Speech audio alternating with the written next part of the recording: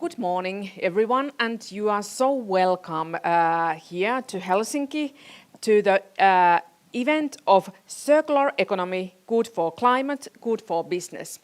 And this is an event by Nordic Council of Ministers COP26 Hub. This was a little bit difficult for me to say, but I think I survived. My name is Elina Hiltunen, and today we are going to talk about circular economy and solutions to climate change. And actually, this is only one part of the events that Nordic Council of Ministers COP26 Hub, yeah, I'm practicing this, is having this week, and there are more than 40 events in the center of Helsinki, and you can find more information about that from norden.org. So there you can find the timetable for the events. But now at first we will start with Nina Ågard, and she has been working as a Chief Operator Officer. How come all the names are so difficult for me to say? Well, she has been working there at Nordic Innovation since autumn 2017, and she calls herself as a strategist. And you said also that you are a people person, or how was that? Yes, because I work for the collaboration, and it's all about people and yes, talent, and I feel empowered by the different kind of peoples and views and insights. That's very nice to hear. And Nina, the stage is yours. Thank you. And also on the behalf of Nordic Innovation, so warm welcome everyone here in Helsinki and online. We are happy that you are here today, and today it's about circular economy. But it's also about climate action, about choosing green, and it's about feeling the sense of urgency and acting on it. Also remembering that we are in this together, in regional level, local level, and in globally. Nordic Innovation, we are an organization under the Nordic Council of Ministers, and we work for the green transition. Our task is to support cross-border collaborations for innovation and for sustainable business. We advocate for system-level change. We need holistic approaches and multiple strategies and solidarity to make the change happen. And circularity for us is an important strategy for climate change mitigation, and it is needed in our battle against time. Circular economy is about economic reasoning, incorporating the design of solutions and processes and governance. By repurposing these, we can create a sustainable and financially viable future business.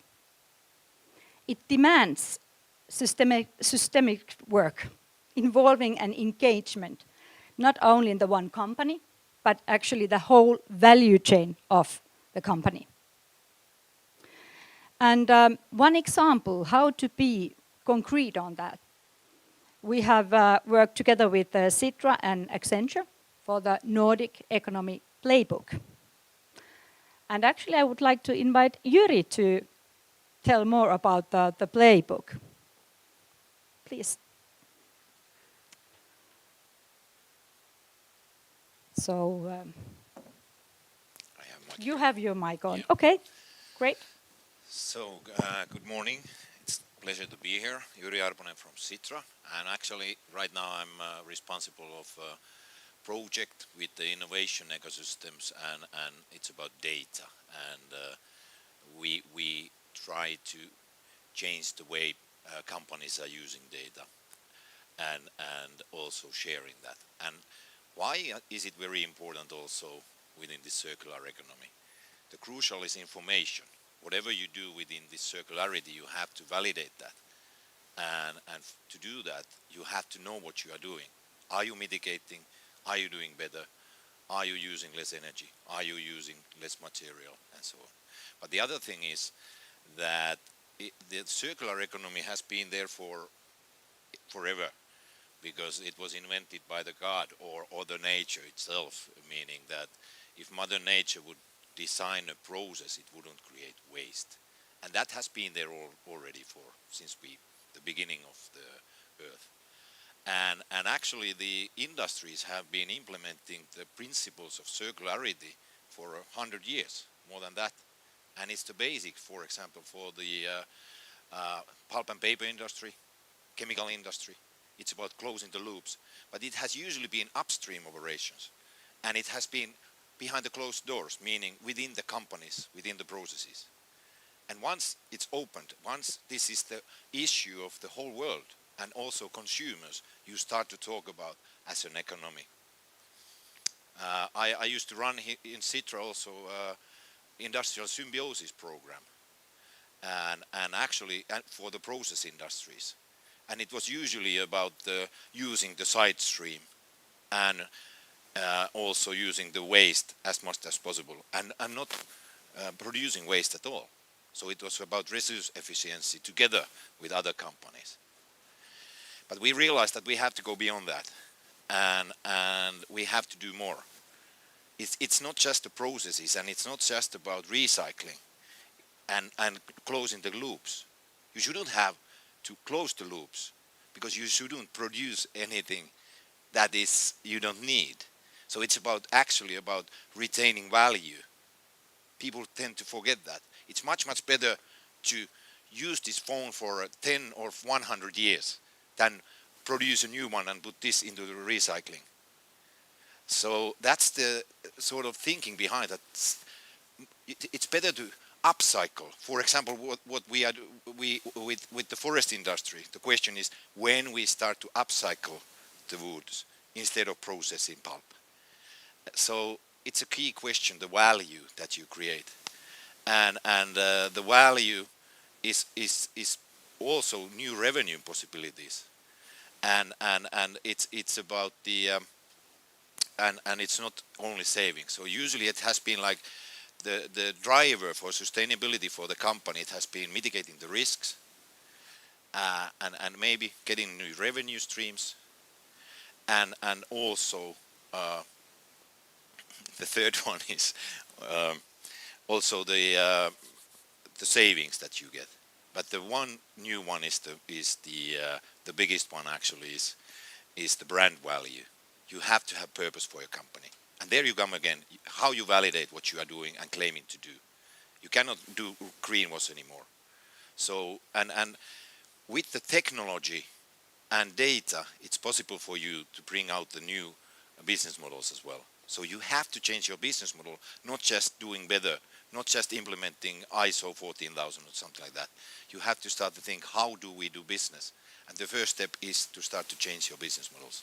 And there where you need, how we do that. That was the question for the federal industries here, for tech industry here in Finland.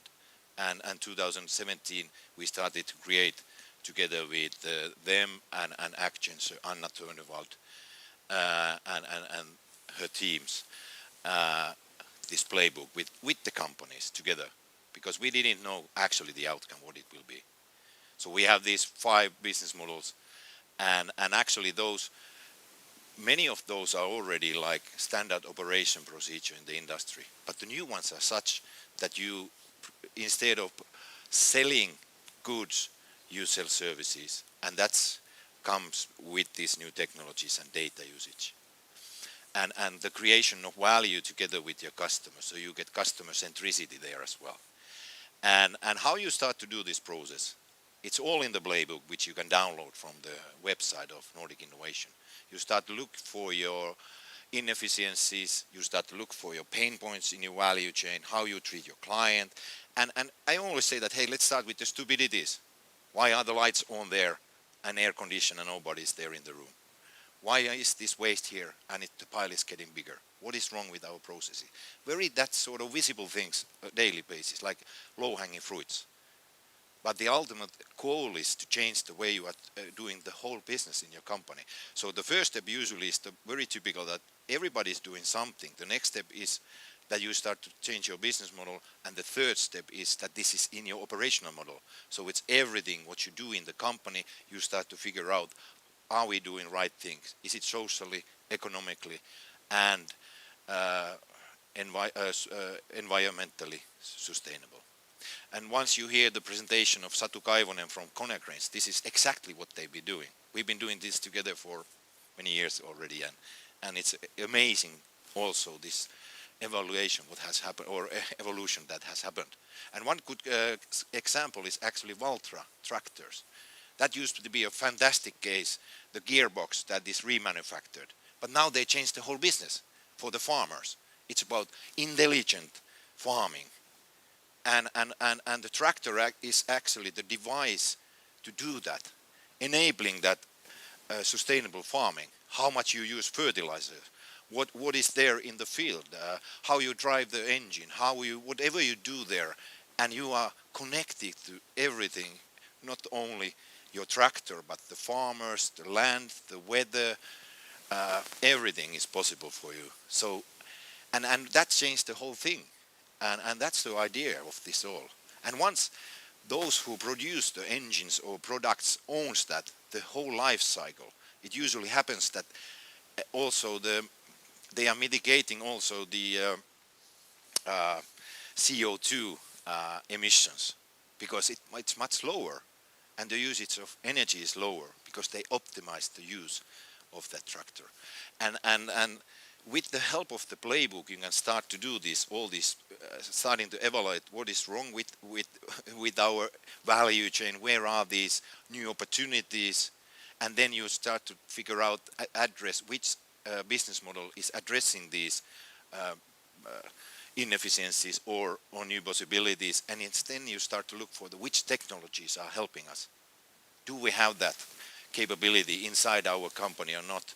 And capabilities and knowledge is, of course, very vital. But the biggest thing actually there, the biggest barrier of this all is the mindset. How do we think, what is our values, and how we implement those? So our behavior comes the biggest thing. And this is already happening. And I think that Nordic countries, we have done many studies. Our companies are actually doing very well, these things, and it's very important. But what we are losing is that applying this to our brand strategy, telling that out also. So we are, many times the Nordic thing is the green hush.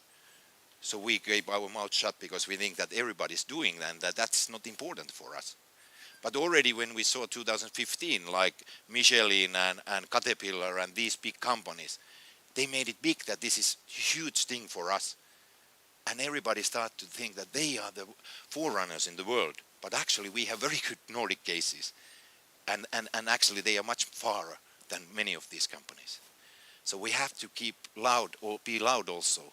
And that gives us a new opportunity for many. And I think that our companies are very competitive in this. And this is a must, and everybody understands this now. So it's a pleasure to be here. And actually this is 26 COP conference of parties, and in 1994 it started, these assemblies. But it was already known in 1971, the limits of growth. And you know, the Club of Rome asked the MIT to calculate that. And we knew already then that we are going beyond the carrying capacity of the world. So that's actually also being there in Sitra all the time what we are doing. We've been striving to make a change in Finland, and many other organizations have joined us. In 2015, we wouldn't believe, everybody came and asked me, what is this? Because we made the first study for Finland, what are the benefits and opportunities and potentials for Finland within circular economy. And everybody was like, what is this? But actually, where we are now, it's a totally different game. And this is very crucial part of the essence of all companies. If you open up whatever web page you open, from it, neither is it, if it's a city or a organization or company, it starts with what we do with the environment. how we are mitigating, how we are changing our way of conducting business. And this is great. So thank you very much. I had many slides here, but I didn't show them. It just came somewhere, these thoughts. But it's a pleasure to be here and very nice to discuss these issues more. And I think that it's Anna is the next one, or maybe. Thank you very much.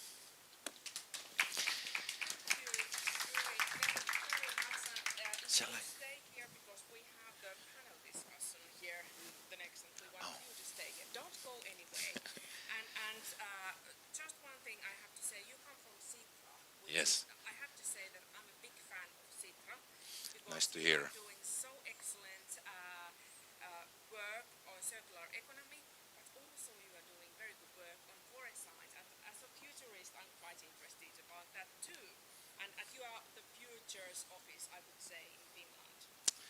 So, but thank you for your presentation, and Nina also thank you for your presentation. And next thing we have here is a panel discussion, and we are talking about circular economy, and a little bit about the playbook, and we are talking about concrete examples what companies have been doing. Okay, now you can hear my voice also. Okay, so I would like to ask some people to come here. Satu Kaivonen. Satu Kaivonen is Sustainability Manager at Konecranes. And so you can a little bit tell about your work here in a couple of words. Thank you very much. Pleasure to be here. I work as a sustainability manager at Konecranes, and we have many different areas of interest because the sustainability is a wider concept for us, meaning safety, social responsibility, and of course the environment. One thing that I could highlight here is that we've been hosting these circular economy workshops this fall with all of our business areas. And we've been developing new ideas and discussing these concepts and using the playbook as a model for our work. Thank you very much. And a next panelist is Anna Töndevold, and she is working at Accenture as and with sustainable strategy and service lead. Your title, yeah. So could you a little bit tell more about your job at Accenture? Yeah, thank you for having me. Yeah, so I lead our Nordic sustainability strategy practice at Accenture, and we work to enable everything from large international companies to small entrepreneurs. And something that I'm really proud of is that we're also gathering this ecosystem of different actors. So starting our work with Sitra, it's almost 4 years ago now, extending that to the Nordics with Nordic Innovation, and working with actors such as Telia. So we're trying to mobilize and accelerate the shift to a circular economy. That's very nice to hear, and I really like this Nordic cooperation, because that's very much needed when we talk about circular economy and making the world better. Then we have Sara Nordbrand, and you are working as a head of group sustainability at Telia company. Could you a little bit tell more about your work? Yes, so as you said, I'm head of sustainability at Telia company, and we also work on very many sustainability topics right now, but one of the most prioritized one is on climate and circularity, where we both have a responsibility to mitigate our own negative footprint, but also enable our customers to do the same through various digital solutions. Yes, and thank you. And then, of course, I'm sorry, Nina, yes. Yes, thank you, and welcome here. And we all know you already, yes. And then we will start the panel discussion. And now we have the climate change conference in Glasgow, and this is a big topic. I'm actually now writing a book about future problems and solutions in Finland and in all over the world, with actually Mikko Duva from Sitra and then Jarno Limnell. And we interviewed young people there. And what are their fears about the future? And there was one top fear, and you can probably imagine what was the fear. It was about climate change. And this is a big risk for the future. And now the question is that how could we solve the climate change issue with the circular economy? Is that helping in decreasing the CO2 emissions, for example? So if we could start from you, Sara. Yeah. So, I mean, we're all addressing climate change right now, but it is key to really add the circular perspectives as well. Because we need to, I mean, the underlying problem is a broader ecological crisis where we are overusing the capacity of Earth. So to really combine the two, focusing on climate, but also the broader ecological aspects, will be key the coming years to really reverse this. But we are in a linear system today, so we have a lot to do, and we have a lot to do only like within the coming 9 years here up until 2030. But I think it will be a better world, lots of work to do, but lots of great benefits coming from it. Of course for the environment, but also for organization. You already talked about new business opportunities, but also enhanced ways of living and so on for individuals. I'm thinking of the sharing economy, creating new interactions between people and new ways of living and being. So, and I think we need that vision as well to kind of paint that picture. Yes, yes. What about Anne? Yeah, circular economy will be key to drive climate change or to mitigate climate change. So climate change, it is obviously a broad topic, but we need to limit our impact on overusing our world's capacity. And by doing so, we will also, I mean, reducing waste and using resources efficiently will also decrease our environmental impact from the carbon, reducing carbon reduction. So we need, having a sort of a smart resource use will be key. Yeah. This smart resource use, I was quite surprised when I've been a little bit doing my research on the future resources. So we might have challenges even with sand. We don't have enough sand for building purposes. So for concrete, we need sand. And because of urbanization and people going to live in the cities, and we are building more and more, we will need more sand, and we don't have that enough. So for me, that was quite surprising. There are some raw materials in the world that we might have challenges to get those raw materials. But sorry? I know a place where you get sand. But, Northern Africa, you get a lot. yeah, but the sand that you should... Yeah, I know that. Yeah, That's yeah. stupid joke, sorry. Unfortunately, we can't use the sand from Sahara for building purposes, so that's... Yeah. yeah.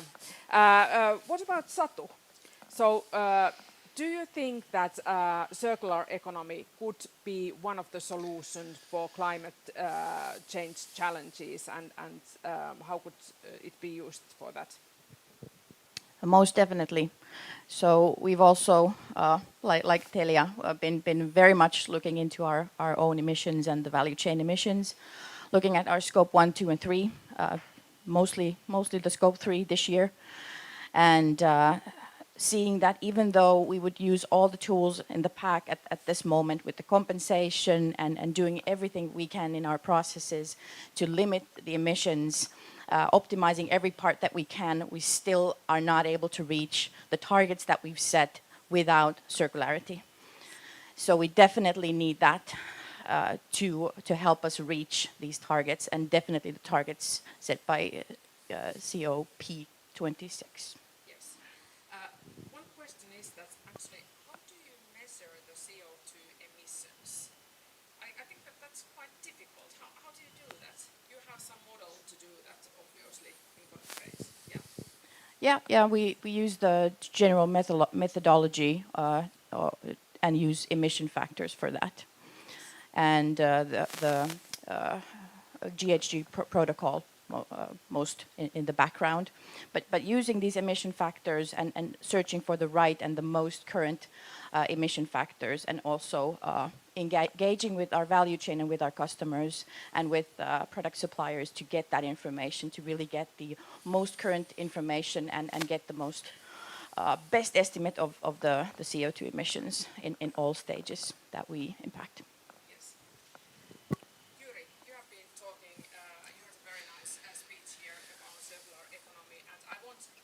same question, I would like to ask that would circular economy provide us so much help that we will cope with the climate change crisis, or should we need some other tools too?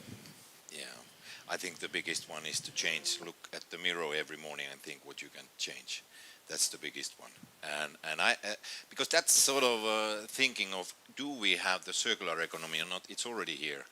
So it's been there, like I said, it's been there for hundreds of years. But now it has an other way of showing that, because now and because now we have all the population and consumers are, everyone is involved. So it's not anymore happening somewhere that we don't actually know. But climate change is happening already. So that's a horrible thing. And there is a lot of CO2 up in the atmosphere already, billions of tons. So it's happening, and now it's an urgency to make the change. So I don't, and of course there are other ones. The biodiversity is a huge thing, like you mentioned, the sand. But there are many other things which are involved. But we studied that as well, that circular economy is a tool also to avoid this biodiversity loss. So this all goes together. It's not like economy is there and circular economy is there and companies are here, and it all goes together. And that's what we have to understand. We are all linked together. All industries are linked together. All our actions, all our consuming, we are all together. And if you think about the assembly or production of products like Konecranes is doing, the biggest problem is not the assembly line. It's like you go, if you see somebody is producing a product, it's clean as in a hospital almost. It's the beginning of the value chain, meaning the raw material side, and then it's the other end of the value chain when your customers using the whatever you are producing. And that's where we have to look. And how you, where you are using your car, where you are using your shirt, how many times you wash it, and this type of thing are the crucial ones. And it's always, if we change our behavior, the supply will change. So that's, it all goes together. The cradle to cradle, when I was talking this about 10 years ago in Clean Tech Forum in San Francisco, I talked about circular economy and this, which we are now starting to do. They were like, no, we have this cradle to cradle thing here. But it's the same idea. So, everything's coming back. So, in short, that it's about changing our behavior, changing the way we are doing. And I don't have an answer if the electrification is, it's not the only thing. We need other things there as well. And there's a problem. So everything we do has a side effect. So it's a tricky world. Yeah. So, but the question is that it's already here. Either you understand it or not. But it doesn't matter actually. When we had this industrial symbiosis program, and I was in a pulp mill in Rauma, the director of the mill said, "Is this symbiosis?" I said, "Yes." He was like, "Yeah, we are doing right things." And they've been doing that for 100 years. So it's there already, but we have to enhance that. We have to align that, everything that we do. Yeah. Thank you. Yeah, sorry. Nina, maybe the microphone. Yeah. One special question for you. Why the Nordic cooperation? For many reasons, but we are together the 11th largest economy in the world. So this is an opportunity, but it's also an obligation to act. Yes. Do we have some special talents here in Nordic countries? We have many special talents, but yeah, the collaboration, that we can actually align our actions and our policies. So this is the good thing for the Nordics, and our kind of superpower is our legislation and regulative side, that we can actually use them as business drivers. So I think that's one common thing for all the Nordics. Yes. Sarah, a question to you. Many times circular economy, by my side, when I've been listening to this discussion, is sometimes like it's big words there. And sometimes it's difficult to think that how to make concrete projects out of that, from strategy to actual business. So how have you been? Okay. So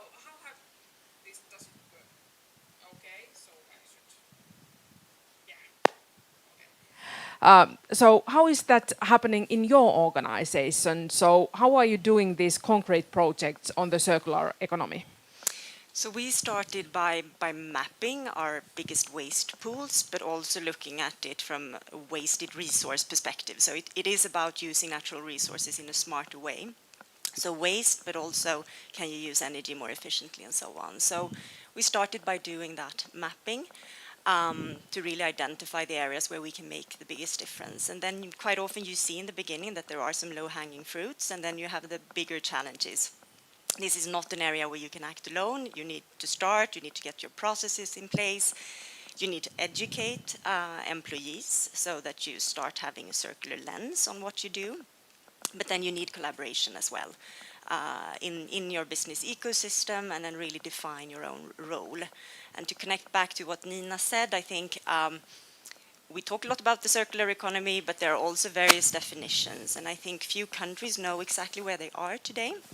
So that's something we've also been asking for, to actually measure it.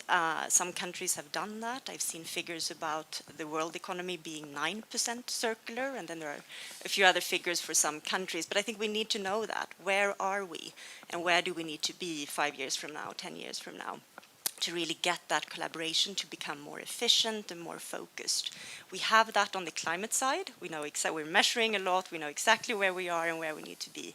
But to really have that joint plan, I think will be super important, apart from what you're doing in your own organization, where it is about, mapping, educating, exploring new circular business models. Yes. Can you give some concrete examples what you have been doing because of this program? Yeah, and I'll talk more later on as well, but just to kind of concretize a bit from my sector. So we have lately been exploring device as a service. So we sell hardware, but if we can rent it to our customers instead, then we secure that we get the hardware back. And when we get it back, we can prolong the lifetime of the product, and we can really work on reuse, but also secure proper recycling at the end of the day. So that's one type of a circular business model that we are exploring right now together with our business customers, where we've seen quite a lot of interest. Last year, if we look at mobile phones, 17% of all our mobile phones to business customers came as device as a service. And then we can really also see effects on the carbon side, because when we prolong the lifetime of a product, we also reduce the emissions at the end of the day. So that would be one example. Yes, thank you very much. I think that this is it was very good example of what you have been doing with the circular economy, because many times people might think that this is something rocket science or something, but well, actually, as Yuri said, that this is quite concrete also, giving these examples that why are the lights on? Well, we need lights here, but not when there's no people here, then we don't need any lights. But actually, you could also with using your brains to think about what are the first steps that you could do, and then to go more to the processes and what to do in a bigger scale. Okay, Anna, you are in consulting business. So probably, and you will see that circular economy will be a big thing in the future, because Accenture is doing this. And I would suppose that because you are a big consulting house, you wouldn't do something that wouldn't be the future business. So could you give some examples that how are you in Accenture thinking of circular economy as a strategy? Well, I think if you start taking a step back and think about sustainability, I think that we believe that in order to be long-term competitive, you need to be a sustainable business. That is fundamental to what you do, to secure your license to operate, secure your future resources, to be relevant to your customers. So we believe that for that reason, it is the future. And then if you take the circular economy as an example, I think what I like really much about the circular economy is that it makes business sense. As Yuri was saying earlier, the circular economy is not a new concept. It's really about doing more with less, and that makes perfect business sense. It allows you to reduce your costs. It allows you to identify new revenue streams, and foremost, it allows you to bring value to your customers, really focusing on what is it that the customer actually need. So I think that in order to achieve this great transformation that we require, in order to mobilize a large enough shift, we won't be able to just leverage the people that believe in sustainability right now. We need to make it business as usual so that no one questions the notion of a circular economy. And I think that's the large possibility with circular economy, and why we work with our companies and clients to achieve it. Yes. Actually, when you think about circular economy, it's very logical. Yeah. And just thinking that why are not companies using that even more? Because this is like saving costs in many places of the process. So Satu, in Konecranes, what would be the big challenges in the business models when you think about circular economy? Yes. So we also kind of started with reviewing the circular business strategies that we have already ongoing on different levels, on different maturity levels. And there's a lot of challenges and barriers to change the business models. And there's also a lot of research that should be also done to really explore that and not just get stuck with the barriers. It's really easy to get stuck with them. But changing kind of the ownership in certain kind of like companies like us. We have high-end products that could be very, very expensive. So bringing it into kind of performance as a product as a performance model, it takes a lot of things to take into consideration. For one, the financial risk. Could we actually get this into a profitable business model by having this sold as a monthly fee? For one. And then we also sell a lot of tailored products. So it's also a bit difficult to kind of rent and lease products that are very, very tailored to customers and make it also kind of the sustainable sense in that as well. So there's a lot of things that need to be considered, but we're more optimal, excited about this, and we have a lot of new ideas that we want to explore, and that's kind of the next stage, to think about repurposing components and different kind of models as well in the future. And it's also good to keep in mind when you think about challenges and barriers that it might be a challenge or a barrier today if you think about regulation, customer needs, but that might change in a shorter amount of time as well.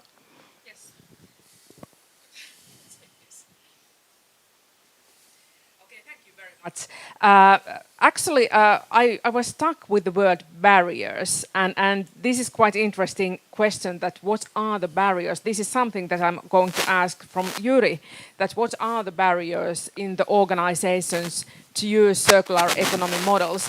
And then I have also another question for you, which I forgot. But I will try to remember that when you answer this first question. Now I remember the second question. When you think about the playbook of circular economy, this is very good concrete way for companies to use this to start to use circular economic model in their organizations. So one question is how universal this playbook is. And so, because you were talking about a little bit some challenges in your organization to use some methods in circular economy, and then in your organization there are another challenges in circular economy because the products are different. So, how universal is the playbook? Yes, it's global, and I've been presenting that throughout the world. In Sao Paulo, in Tokyo, in Budapest, next week it's Bulgaria and many European countries, but also in Lagos they started. I went there to meet companies, big ones and small ones, and And all of these places have Finnish companies where we visit, so it's a Finnish interest as well. So it's a clue between our companies, our embassy, and local entities and companies. So that's also very good sort of export issue, circular economy. And this is about the branding, as you were saying, that we Yeah. need more branding of the circular economy point. But the question of it, like I said, biggest thing is actually the culture and behavior and mindset. And because these things have been there and you take them as granted that, yeah, we do good things, but are you really doing those? So you have to start to assess what you are doing and how we can do better. That is the biggest thing. Of course, in the companies, you have different type of capabilities. For example, can you sell this as a service? It's totally different game if you sell services. And we Finns, we love product quality. And it's much easier for me to say that how beautiful this is. Buy it now. And I say that you pay me each month 50 euros to use it. Oh, why should I pay? What I get? I don't get that. So, but nowadays it's different. Actually, companies want to buy that as a service because you don't have to extend. It doesn't extend your balance sheet, and you don't have to make that investment, and it goes to operational costs. So there are many benefits that are tackling this, but you have to know how to do it and when to do it. We have very good examples. Tamturbo, like in Ylöjärvi, they are producing compressors, the world best ones, and they can sell that as a service. So they sell actually compressed air by cubic meter. But it's a lot of problems there behind, barriers. Barrier one, my balance sheet doesn't, it's very small company, or rather small company still. So we have to extend our balance sheet. We don't want to do that. So we need external funding. So we need funds like in sun panels that could buy this infrastructure. And then I pay them a rent, I rent it back, and I bring it to the company, to the site, wherever it will be used. They pay me a fee, and I pay the rent for you who owns actually our products. And in that way, that's where it's called so-called sales and lease back. These type of problems, we don't have these type of funds here in Finland. We are just trying to help this to be changed. So funding, many other funding issues as well. So it's and when you start, for example, the sharing platform, it's a huge investment. But of course, the expectation of revenue is high. But these are the usually you start with remanufacturing and those sort of incremental investments, which you do otherwise. You just have to change the way you are handling things. So the barriers are, and also legislation is a big one. Our business environment has to be changed. There are many difficulties. In Nordic, usually you have a huge legislation already for decades for the nature. So, and now we should also take some of the old legislation away and bring new ones in. And standardization, huge problem, and things like that. And funding was one. And of course, the third one is these ecosystems, because you don't do any business model, anything actually alone anymore. And you don't try to own the whole value chain. You just take your part, which is your best at, and you try to have your brand very highly, and IPRs, you want to own those, and everybody else can do the rest. So this is very complex. How you handle, how you manage the ecosystem and orchestrate, and how you change your position there. So, but for example, in Finland, I think in many cases we have fantastic opportunities and investments still in the pipeline, waiting for decisions from the whatever is permits process. When they started the Äänekoski, they say that now this is a sort of piloting, sort of fast track in this permit process. But I haven't seen that since. Okay. So there are legislative and funding and business culture and understanding the ecosystems. So we have a little bit challenges still and still work to do. But we can start today doing those which we can. So that's I really like the but thing. But we have challenges, but we can still do the thing. Nina, how do you think that we could get richer cooperation with Nordic companies and organizations in the future within this area? I think that we just need to keep doing what we have started, and the playbook is really good example when we took the Finnish case and make it Nordic. And there is companies, more than 120 companies across Nordics coming together and sharing the obstacles and talking about the barriers and finding solutions, sometimes even to each other's problems. Because you have the perspectives, you understand each other's kind of situation, and you have the same goal. So I think more this kind of really concrete collaborations, I think that's the way to go. Yes, thank you. Yes, Yuri. Just quickly, one Yes. which I forgot is, of course, the market. The market for recycled or reprocessed materials. In some cases, yes, it's there already, but still there are many markets that are still or processes that are still waiting for right time for the market to be to price exactly the one, because the processing is usually very expensive nowadays. Yeah. You are reprocessing something side streams or whatever. So I mean, many times I know cases where they already have this material, but they are waiting for the right time to bring it to market. So and that's sort of a barrier, but it will be there, as we saw with the electrification. The other materials will come as well. Yes, and if you think about nowadays, we have the challenges with some sensors and so on, and in the future that might be the new normal, that we have challenges to get some parts for manufacturing because of a lack of resources. We don't have some materials, so this is definitely a must thing in the future, I would think. What kind of support, Sara, you would think that companies and organizations would need in this transition to circular economy? I think that, as I said before, I think it would be helpful to know a little bit more where we are as a totality and have a clearer vision of where we need to be 5 years, 10 years from now. I kind of lack that joint direction for us. Otherwise, I think we see lots of good upcoming policy measures as well. We've been supporting the mandatory environmental and human rights due diligence legislation that will come from the EU, just so that every company has to work more proactively on environmental topics. That's, you know, in some countries that is still quite mandatory, and we need to transform the whole ecosystem, all countries. Some companies are manufacturing companies. They can work on this on their own. My company is more, we depend on other suppliers to manufacture for us, so we need a global transition here as well. We mentioned the price levels. We've been part of a call for efficient carbon pricing leading up to the COP now, sending letters to all heads of states on that topic. We need similar initiatives on other natural resources as well.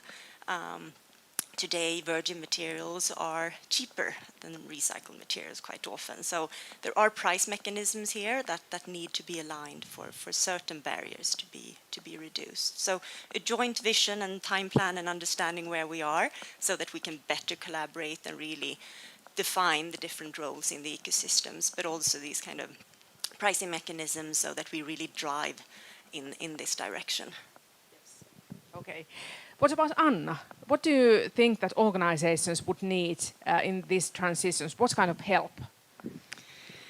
Yeah, I think as Sarah elaborated on, like ensuring that the foundation is there through the regulatory, the investments, etc. But what I would like to add on that list, on the support that businesses need, I think that we need to engage in conversations. We need to engage with the customers. So I'd like to add the customer perspective in this. And I think the customer and the awareness of the people that we serve is what's driving companies the most. That's who they need to be relevant for. And we're seeing how there's an increasing demand for sustainable and circular products. But customers are still struggling to make the final sort of decisions. They're lacking the right information to take the right actions. They might be convenience obstacles for them to truly transform and engage in a circular economy. So engage with the customer and truly understand on how you can be relevant for them. That's where you should start as a company. And once you figure that out, then you need to engage your ecosystem to scale and get the right foundations in place. The customer point is very important. I think that, and one aspect would be maybe communication, to communicate more to a general audience about the importance of circular economy. And maybe media and journalists could be more involved in this process. I hope that there are some journalists and people from media to listen to this presentation and listen to this panel and our discussion about circular economy, because I think that we should share the knowledge to the people, to like common people. And many times maybe circular economy might sound quite difficult word combination. That okay, what is this meaning? But this is, as Jyri was saying, that this is quite old-fashioned way. If I think of my granny, she was like crocheting this how do you call this mikä se on matto, carpets, small carpets from plastic bags, and so this was, I think, circular economy, and it's yeah. So I think that there could be more communication about this too. Satu, when you think about using these circular economy models in your organizations, what would you say, based on your experience, to other organizations, that how should you do it? What are the learning experiences that you had? Well, we've had the pleasure to work with great companies like Accenture here and Sitra, of course, and use those tools that have been brought to us, the companies, by experts and academics. So we have excellent tools available already. So take the tools, look into them. There's a lot of there's a good pathway to start exploring the possibilities. Then I also encourage the companies to have internal conversations. Really, where can we find also those little wins inside the company, building the capabilities inside the company to actually transform into certain business models in the future. And like said many times, I totally agree that conversation with the customers is essential. Understanding the needs and what do we need to do to be there for the customer. Yes, thank you very much. So I would say that there is no excuse now not to use the circular economy models because of the playbook. So yeah, so remember that everybody can do, every organization can do it. Jyri, you have some comment about this. Yeah. And there is actually many tools beyond that. So there are many tools. Especially we want to emphasize the playbook. Of course, but many are based on that. Yes. They have made different versions of that, and it's good. And actually, I'm not so concerned about Nordics. I'm more concerned about countries like Indonesia, and I've been there in landfill, Pantang Gebang, which is horrible. I've been breathing the air, and I've been seeing those small entrepreneurs who live there on the landfill. I've been in Lagos meeting these companies and the employers there.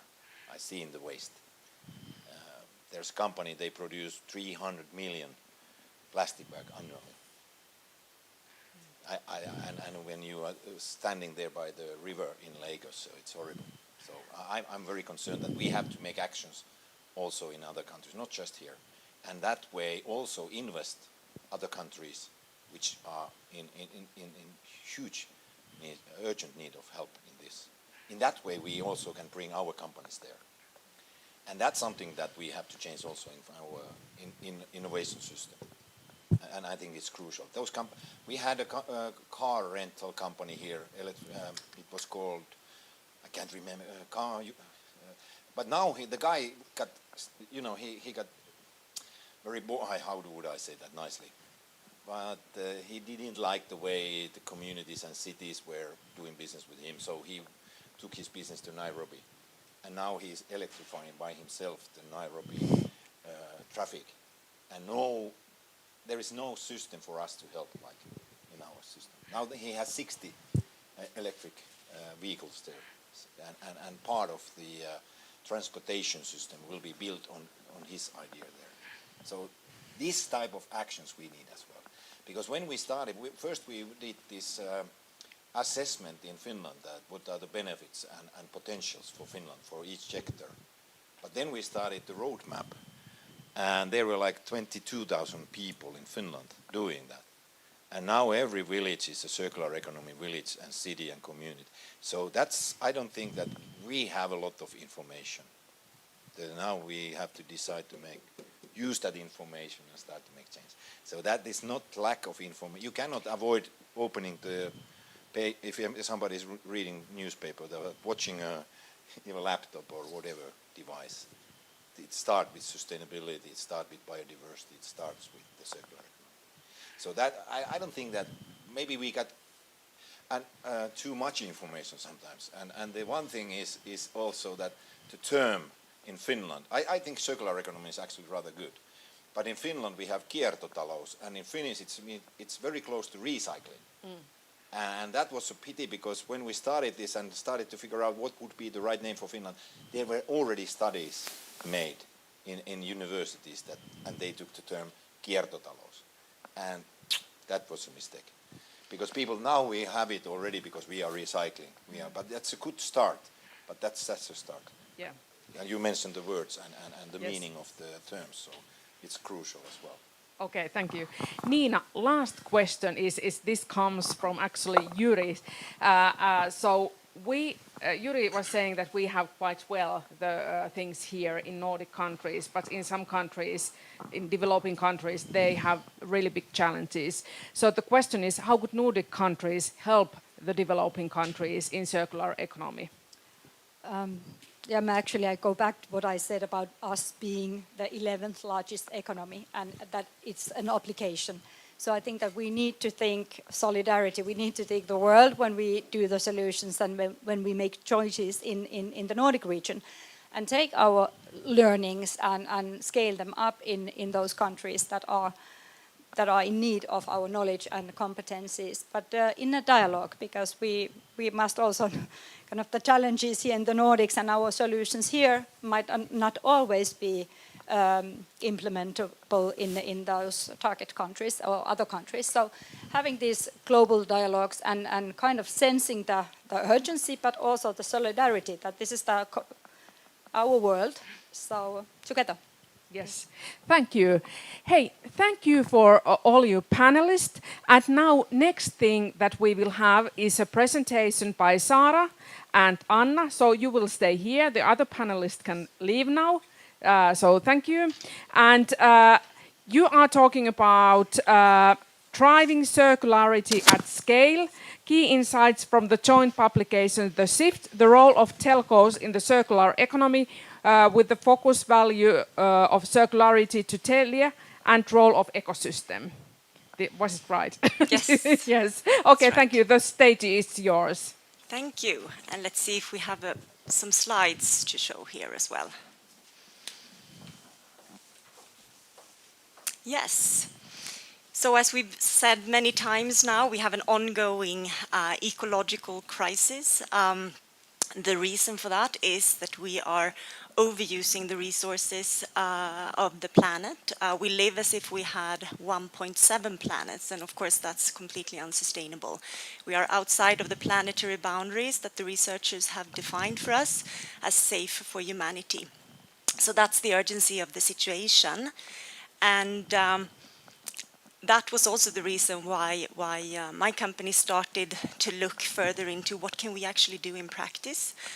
We had worked for many years with environmental topics, but we wanted to explore this further. And as I said earlier, we have kind of a dual role to play as a telecom and digital provider. We have a responsibility to take care of our own negative impacts, but we also have a huge responsibility and opportunities to provide connectivity and digital solutions that can help other sectors reduce their impact. So on the back of that, we decided in 2019 to launch a new environmental agenda under the heading Zero CO2 and Zero Waste by 2030. And that means that we aim for a climate neutral value chain by 2030, focusing on absolute emission reductions, at least halving absolute emissions by 2030 and then offsetting the rest. And when it comes to waste, we are right now focusing a lot on our own operations and our networks, trying to drive towards a zero, recycling, reusing, preventing and reducing resource use, and not sending anything to landfill or incineration by 2030. But then we also have this other role that I explained. We can help other sectors to go in the same direction. So that is also a very key and very important part of our strategy within this field. And I thought that I would give some examples of the work we're doing. As I said earlier, we started by mapping, so if we now zoom in on waste, we started by mapping our biggest waste pools to see where are the biggest impacts. And these were the main ones. In terms of volumes, more than 90% comes from our network infrastructure. So both construction waste, but also like the masts and the towers and everything. So electronic waste coming from that. Data centers that are not always used to their full capacity, electronic devices as well, and office operations. And in the office space, like very minor waste, electronic devices, also minor, but very important, because as we all know, our devices contain lots of valuable minerals that other industries also want to use. So we're focusing a lot on this right now. And to give some concrete examples, we are using the waste hierarchy, as I said, first reducing, then reusing, and otherwise recycling in that order. And on the network side, it's about increasing the reuse. It's about sharing networks as well. We're rolling out new infrastructures, and the industry is increasing also sharing those resources. It's also about applying digital technology in our ways of working. So, for instance, we can remotely operate and monitor our networks today, thanks to Internet of Things solutions and sensors and so on. And that allows us then to reduce transportation and travels out to the sites. So that's how we now look through a circular lens on the network piece. When it comes to electronic devices, that's the most visible piece for the consumer. We talked a lot about the consumer perspective here earlier on.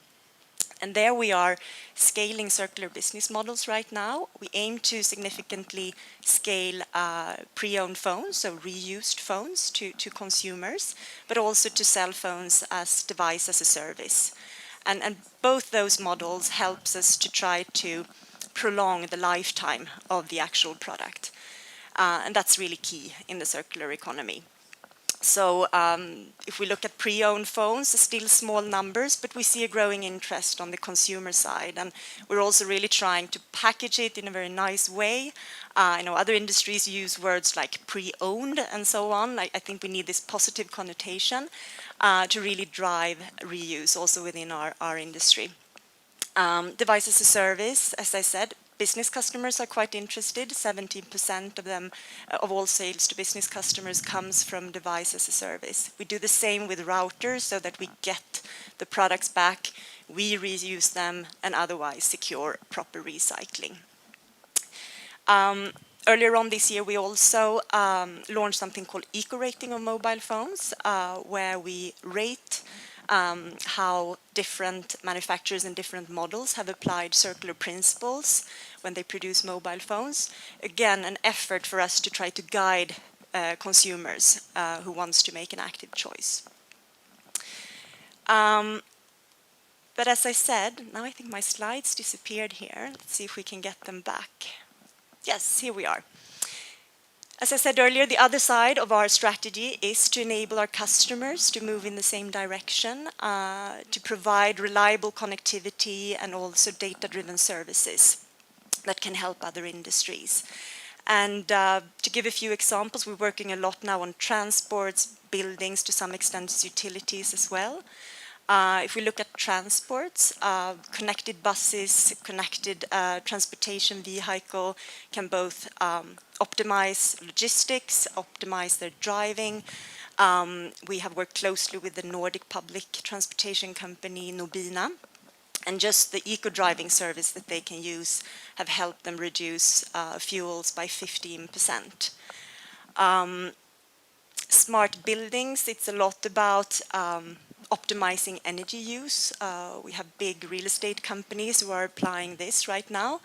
And that's also important, those kind of services are also important for the energy companies. We have a partnership with Stockholm Exergi, providing district heating in Stockholm. And when they have the information about the actual energy consumption of larger residential areas, that allows them to be more precise in their energy production. So before they needed to have a bigger buffer when they produced energy, now they can reduce that production because they know they have real-time information about the actual demand for energy. So again, an example of how digital services, IoT in particular, can help different industries use natural resources like energy, fuel, water as well, in a more efficient way. Lastly, I also here want to mention smart energy. In the future, we also need to have smart grids, so digitalizing the grids, because then we can increase the energy capacity of the grids, but that will also allow us to start using more volatile energy resources.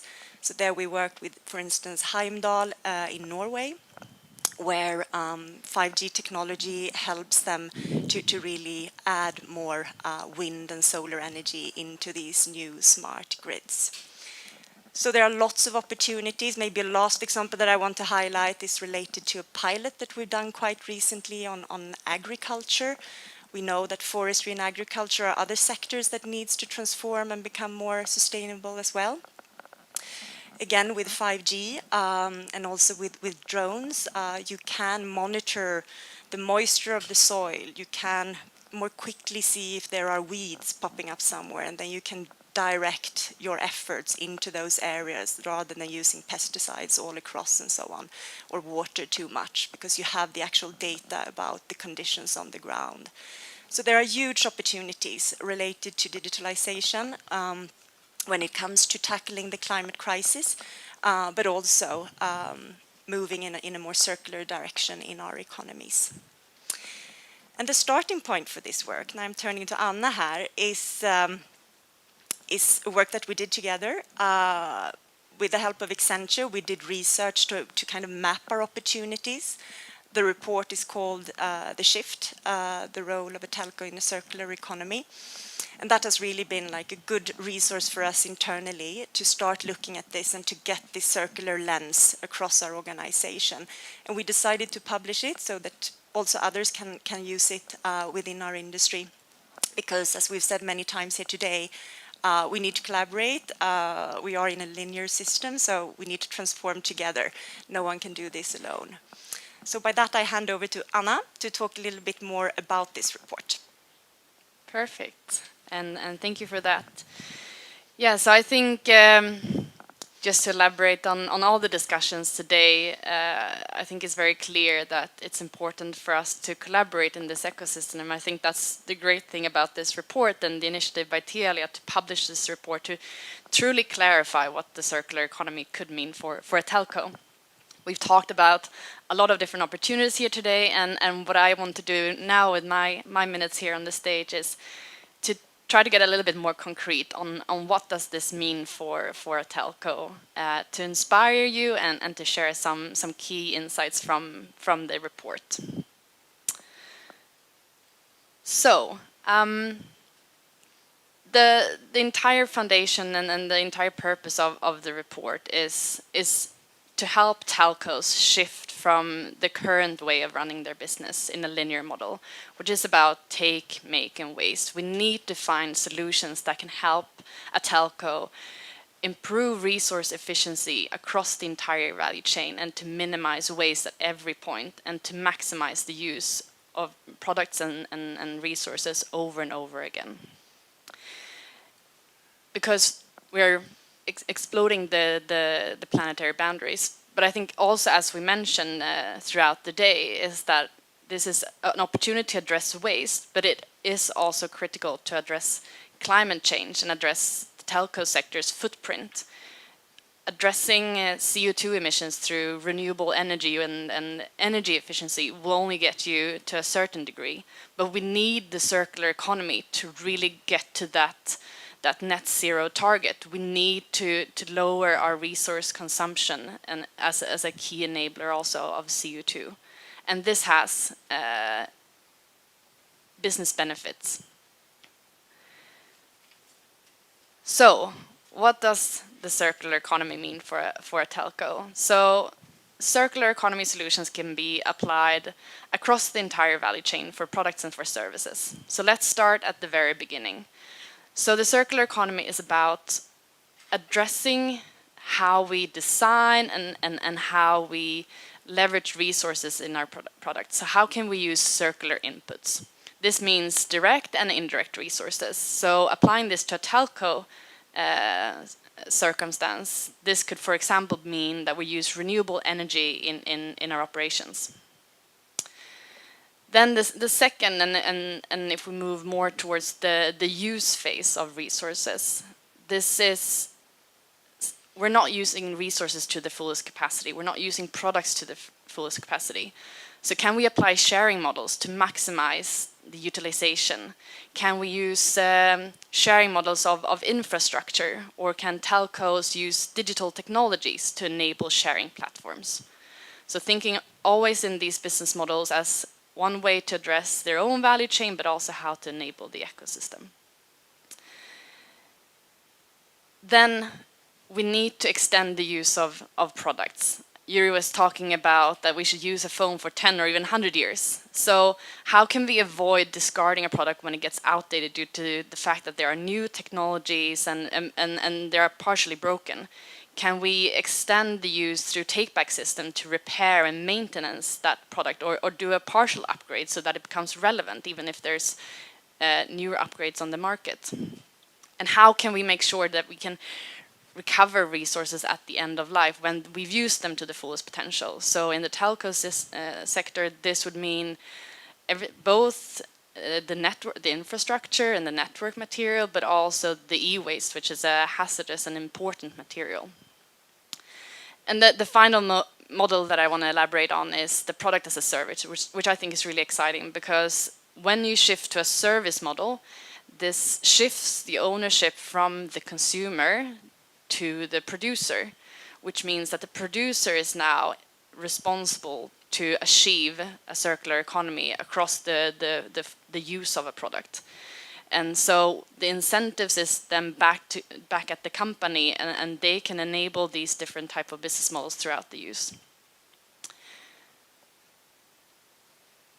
And I think also, as we said, like we're continuously pushing that we need to accelerate circular economy, but we should also remember there are actually really good examples on the market already, with companies that are successfully running these circular models, companies that are doing that profitable as well.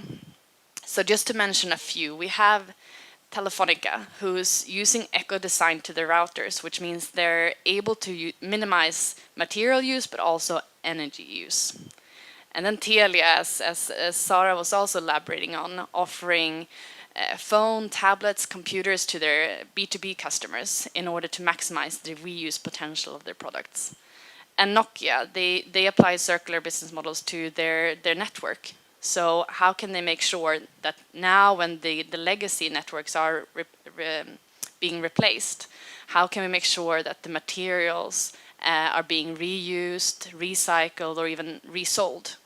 This is a business opportunity as well. So there are leading examples, but we need to mobilize, and we need to mobilize even quicker. So I really hope that this playbook inspires others to join. And there is value at the table. We estimate the the overall value potential in the telco sectors to be around 45 to 80 billion US dollars by 2030. So in order to help telcos prioritize their efforts and understand the different value levers, we looked at two value parameters. We looked at the opportunity to minimize waste and the opportunity to also achieve value for the business. So going back to Sarah's description of how a telco can work in two ways, both within the internal value chain. So we split that up into two different initiatives. One enabling circular economy in operations, the other one being offering circular products and services. Where also to Sarah's point earlier, a large share of waste is within a telco's operations.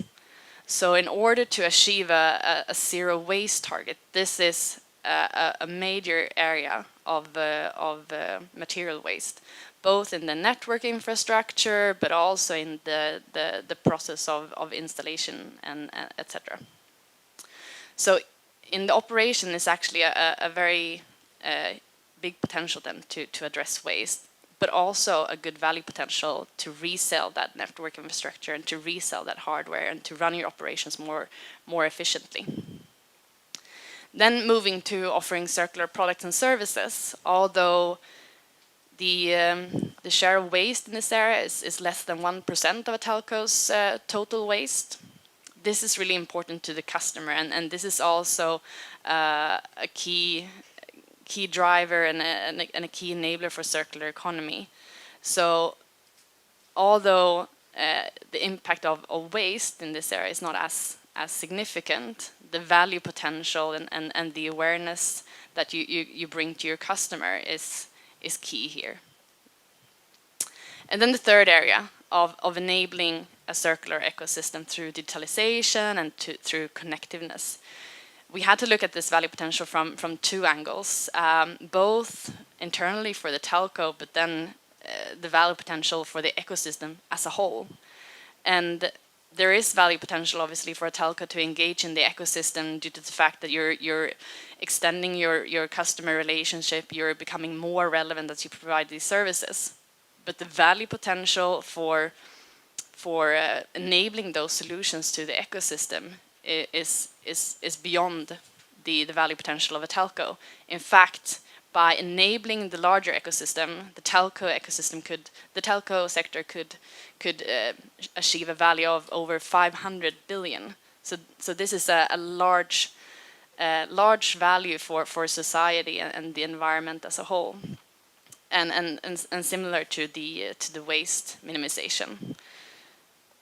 So to help the telco sector to transform, I think also touched upon a lot today is you need to start with your core. You need to have a clear focus on where to start. And we suggest that you start with your own business and that you build those capabilities as you slowly progress and scale the new.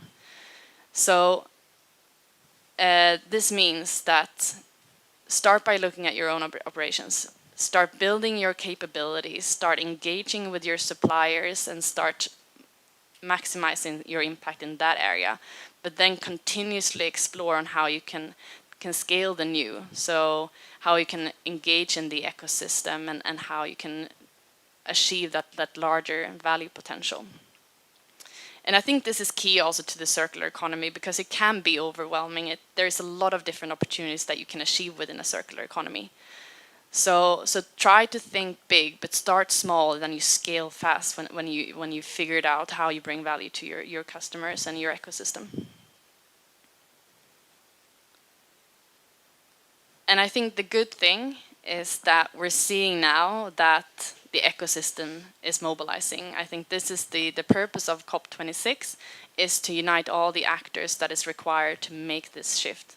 And as these actors mature, such as investors, policymakers, but also consumers, this will also accelerate that journey into the new.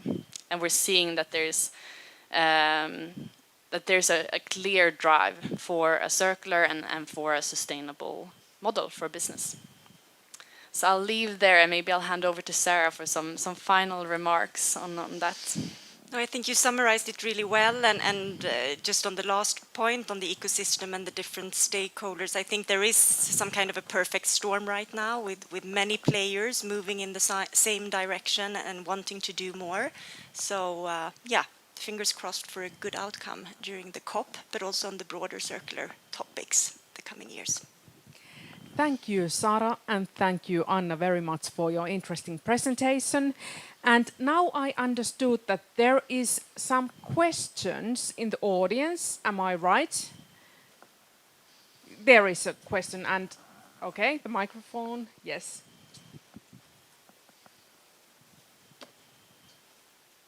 Do you want to ask it from Sara or Anna or both? Or?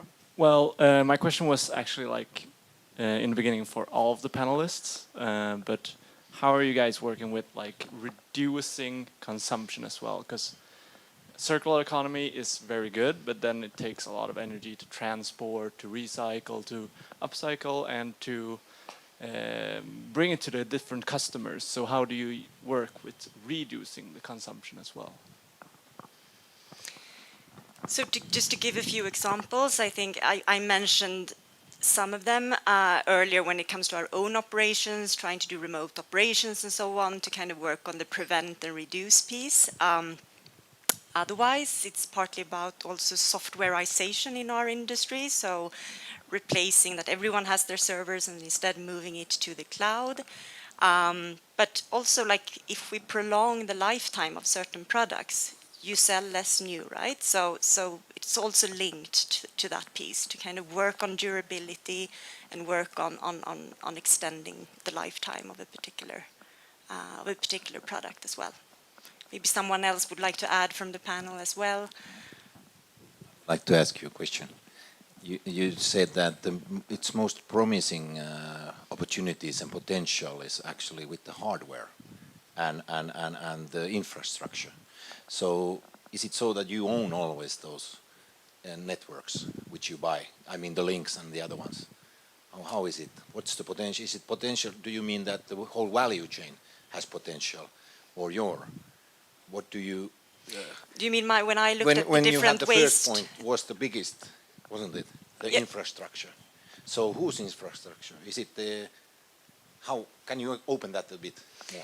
So I think there are two pieces here. I showed our mapping of the biggest waste pools, where the huge amounts of waste is generated through our networks or in the construction phase of our networks. Then that's where we generate most waste. So in terms of volumes, that's the division. That's where we have the biggest one. And then Anna showed the numbers where we've looked at all the different pieces, our own operations, but also offering different service, but then this bigger ecosystem change as well when it comes to the values at the end. I don't know if we clarified your question. But it's not your links or the infrastructure which is there, or is it? Do you own we have our infrastructure, yes, it's our networks. So there is no network as a service, so that you shouldn't buy it. That you just No, the networks are there. Yeah, okay, now I understand. No, we have our networks, and that's also where, to some extent, we also share networks now to limit the amount of resources that's needed, and of course for other reasons as well. Okay, thank you. Hello, thank you very much for the presentation, both earlier and right now. One of the things I found very interesting was the slide you had about mobilizing the stakeholders. And also the earlier reflections on the role of the customers. But in the Nordic countries, the largest customer is probably the public sector. So how do you see the public sector's role, and how do we mobilize the public sector in the circular economy? I think that's a very valid question. I've seen figures for our markets in the Nordics and Baltics that roughly 15% of GDP comes from public procurement, basically. So that, of course, could be a huge driver going forward. We see increasing demands in Sweden, and I know also here, both from business customers but also from public customers right now. So I see a clear growing trend. I also see them try to collaborate, so not coming per municipality, but going together and ask more broader questions about how we are transforming and what we do both within climate and circularity, but also on human rights and so on. So I think it's there, but again, how do we scale it so that it comes as an evident ask that could also be part of this push and change? And maybe let me just elaborate on that. I think we talked a lot about behavior, but also knowledge. And I think this is also key in this dimension. We need to educate the decision makers to understand the value potential of a circular economy so that they make the right procurement decisions. Typically, or traditionally in the linear economy, procurement has been about minimizing costs. But if we look at the long-term perspective, minimizing cost is actually about doing the right thing for the environment, because it will cost you more in the future if you make the unsustainable choices at the present. So I think it's about education, changing KPIs, incentives, and making sure that the key decision makers are aware of the impact of their decisions, not just right now, but also in the long term. Yeah. And there's a journey, and that's why, again, going back to this ecosystem collaboration and need to raise the bar across all dimensions is so important.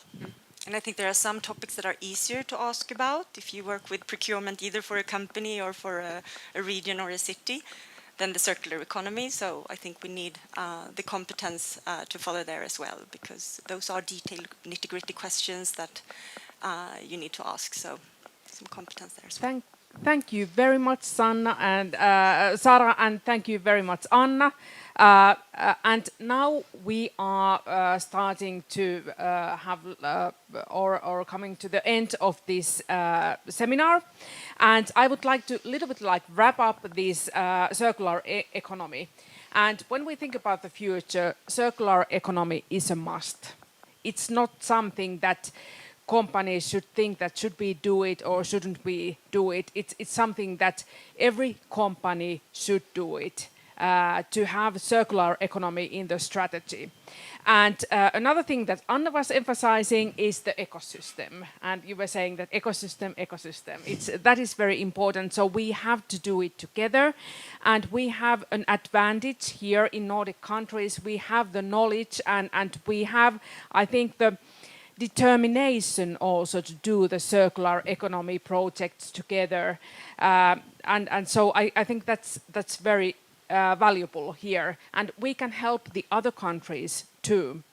And then maybe the third thing here is that today there is no excuse not to take circular economy in the strategy of your company and do concrete projects with the circular economy, because we have the playbook here.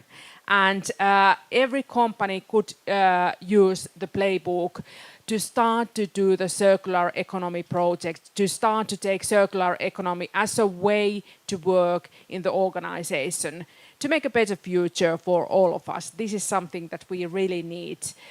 We have big challenges with the climate change and loss of biodiversity, and circular economy is definitely one good solution for that. So I would like to thank you all, the participants, and as a futurist, I'm always saying that have a nice and circular future. Thank you very much.